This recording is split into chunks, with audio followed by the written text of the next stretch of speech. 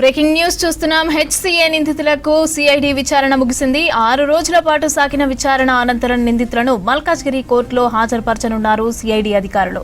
Forgery, నిధుల దుర్వినియోగం, టెండర్లలో అక్రమాలు, స్టేడియం రికార్డ్స్ పై విచారించిన సిఐడి అనేక విషయాలు రాబట్టినట్లు తెలిపారు. మరోవైపు హెచ్సీఏ సెక్రటరీ దేవరాజ్ ఇంకా పరారీలోనే ఉన్నట్లు తెలిపారు. దేవరాజు ఫోన్లు అన్ని స్విచ్ ఆఫ్ ఉండగా పాస్వర్డ్లన్నింటినీ రద్దు చేసినట్లు తెలుస్తోంది. దేవరాజు కోసం ఇతర రాష్ట్రాలకు సిఐడి బృందం వెళ్లి గాలిస్తున్నట్లు తెలిపారు అధికారులు. హెచ్సీఏ నిందితులకు సిఐడి విచారణ ముగిసింది. 6 రోజుల పాటు సాగిన విచారణ అనంతరం నిందితులను మల్కాజ్గిరి కోర్టులో హాజరుపరచనున్నారు సిఐడి అధికారులు. ఫోర్జరీ, నిధుల దుర్వినియోగం, టెండర్లలో అక్రమాలు, స్టేడియం రికార్డ్స్ పై విచారించిన సిఐడి అనేక విషయాలు రాబట్టినట్లు తెలిపారు. మరోవైపు హెచ్సీఏ సెక్రటరీ దేవరాజ్ ఇంకా పరారీలోనే ఉన్నట్లు తెలిపారు. దేవరాజు ఫోన్లన్నీ స్విచ్ ఆఫ్ ఉండగా పాస్వర్డ్లన్నింటినీ రద్దు చేసినట్లు తెలుస్తోంది.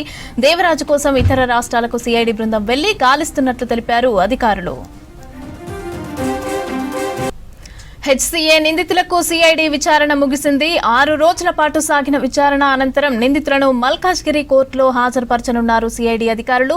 ఫోర్జరీ, నిధుల దుర్వినియోగం, టెండర్లలో అక్రమాలు, స్టేడియం రికార్డ్స్ పై విచారించిన సిఐడి అనేక విషయాలు రాబట్టినట్లు తెలిపారు. మరోవైపు హెచ్సీఏ సెక్రటరీ దేవరాజ్ ఇంకా పరారీలోనే ఉన్నట్లు తెలిపారు. దేవరాజు ఫోన్లన్నీ స్విచ్ ఆఫ్ ఉండగా పాస్వర్డ్లు అన్నింటినీ కూడా రద్దు చేసినట్లు తెలుస్తోంది. దేవరాజు కోసం ఇతర రాష్ట్రాలకు సిఐడి బృందం వెళ్లి గాలిస్తున్నట్లు తెలిపారు అధికారులు.